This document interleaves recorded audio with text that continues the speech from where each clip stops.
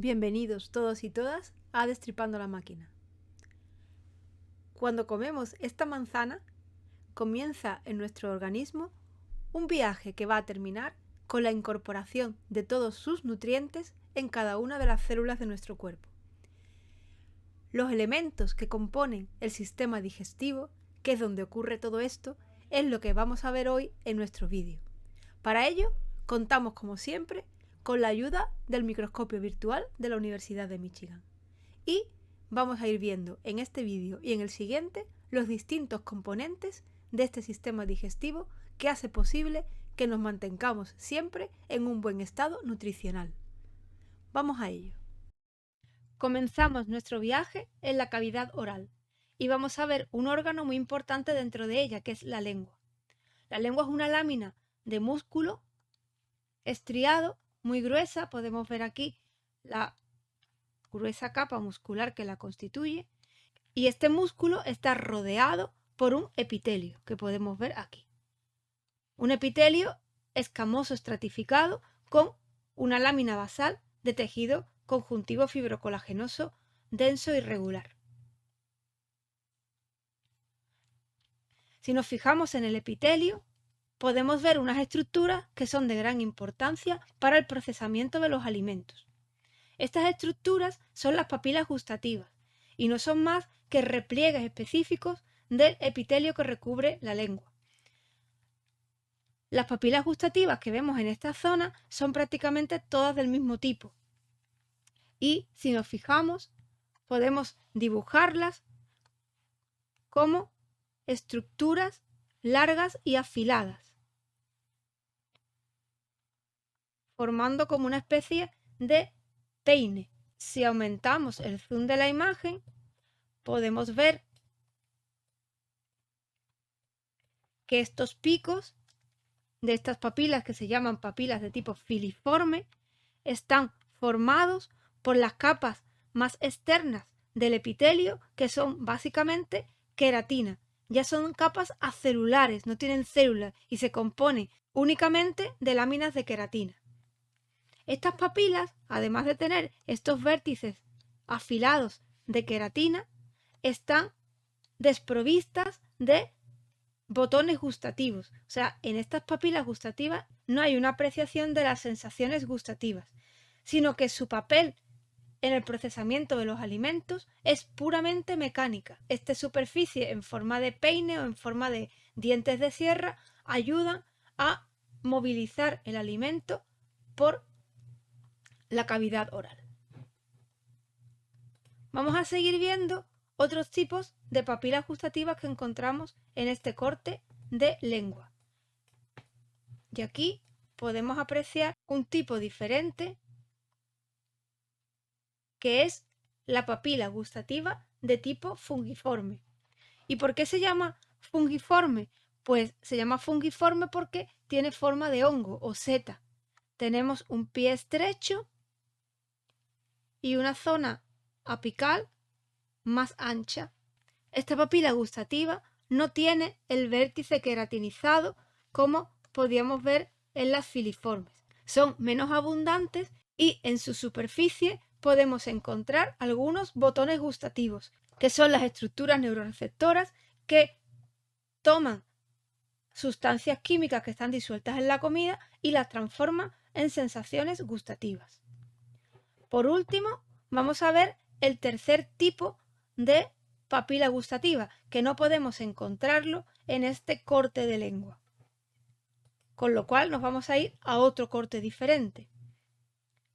Y aquí tenemos la papila de tipo campaniforme o cupuliforme.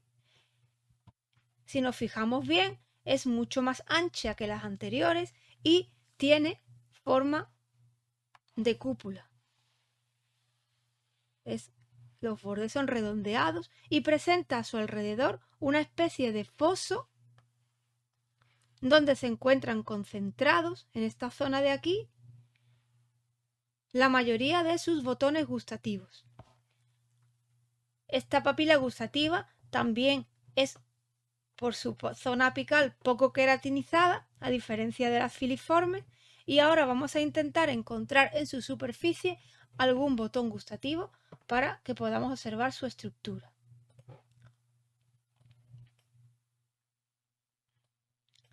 Si nos fijamos en esta zona del epitelio, podemos dibujar una estructura que tendría forma de barril. Aquí las células están dispuestas formando como líneas longitudinales. Aquí vamos a dibujar los núcleos para ver esa orientación mejor.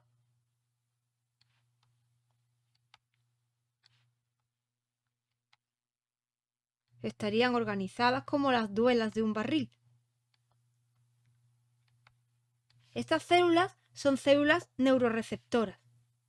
Aquí habría un pequeño poro por el que entrarían algunas sustancias químicas disueltas en la saliva y estas células neuroreceptoras tomarían información de estas sustancias químicas, serían quimiorreceptores, por tanto, y llevarían la información a través de sus axones, porque son células nerviosas, hasta el sistema nervioso, donde se transformarían en sensaciones gustativas. Recordamos que este tipo de estructura solamente la vamos a encontrar en las papilas de tipo fungiforme y caliciforme.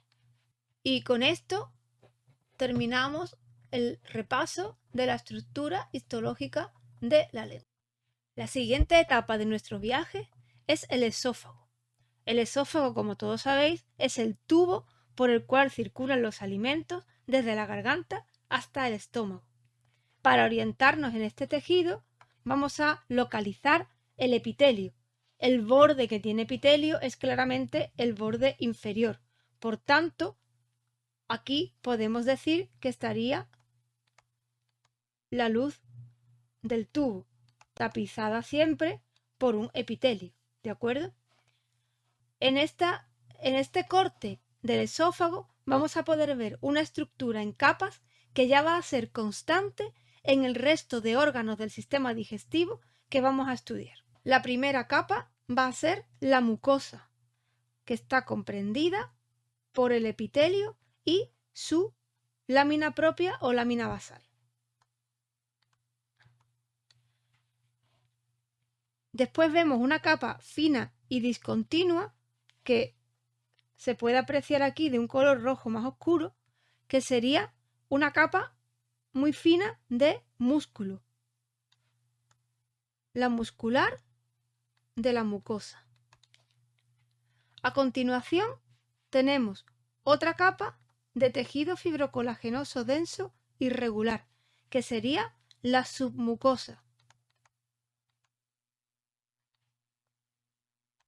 que además su grosor va variando conforme nos vamos desplazando por toda la longitud de este esófago que tenemos aquí.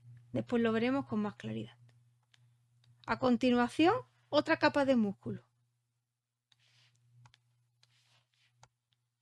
la muscular, la capa muscular, más gruesa, mucho más gruesa que la muscular de la mucosa que habíamos visto antes.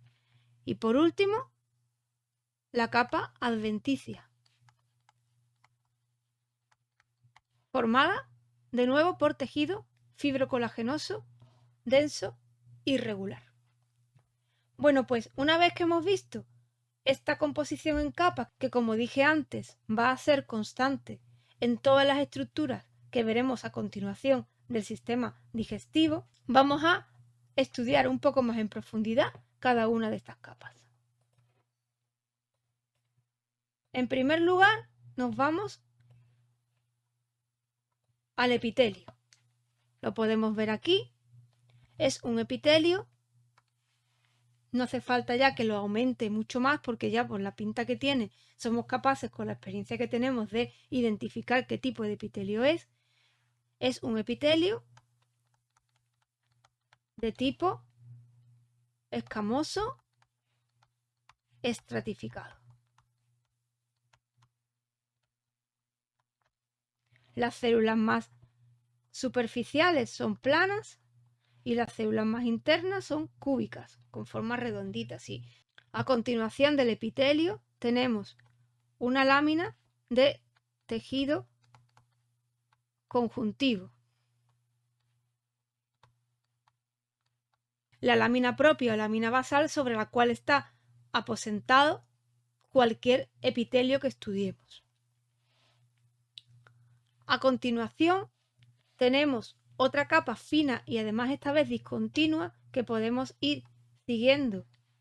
Aquí lo voy yo marcando con la línea discontinua que estoy pintando, que se ve con un color más intenso y además se diferencian los haces y es una capa muscular, como hemos dicho antes, la muscular de la mucosa. Todos estos son haces musculares. En algunas zonas es más gruesa y en otras zonas es más fina. A continuación de la capa muscular de la mucosa encontramos otra capa de tejido fibrocolagenoso denso y regular, que ahora esta sí vamos a ampliarla un poco. Vamos a delimitar un poco el borde de la muscular de la mucosa que habíamos. Este sería el borde de la muscular de la mucosa. Y esto que tenemos aquí es la submucosa. A continuación de la muscular de la mucosa. Esta submucosa, ¿por qué la he ampliado más? Pues para que veáis que tiene distintas estructuras. En la submucosa, que es tejido fibrocolagenoso denso y regular, pues dentro de este tejido conjuntivo podemos encontrar algunos vasos sanguíneos que marcamos aquí y también glándulas, ¿vale? Estos son glándulas secretoras. ¿Veis la forma del epitelio secretor formando acinos? Si vamos recorriendo toda esta submucosa, pues podemos encontrarnos más glándulas, más vasos sanguíneos, también vasos linfáticos. Y a continuación de la submucosa nos vamos a encontrar, vamos a intentar abarcarla entera, otra lámina gruesa que es la lámina muscular, ¿vale? Y si nos fijamos aquí, tenemos que el músculo está en dos orientaciones diferentes. La capa más interna, la que está más pegada a la luz del tubo, tendría una orientación transversal. Vemos aquí típica imagen de músculo transversal con los haces más redondeados y los núcleos más o menos dispuestos de forma redondeada, ¿de acuerdo? La capa muscular más externa está orientada de forma longitudinal. Si nos fijamos, vemos aquí la orientación de la fibra alargada y los núcleos también alargados. Y vamos a la última capa, a la capa más externa, más alejada de la luz del tubo, que sería la capa adventicia. La capa adventicia, una capa formada también por tejido fibrocolagenoso de tipo denso, y en ella pues podemos ver estructuras como acúmulos de adipocitos, que vemos aquí. Podemos ver nervios, que serían estas estructuras, que se pueden distinguir porque en su interior hay como una especie de organización ondulada.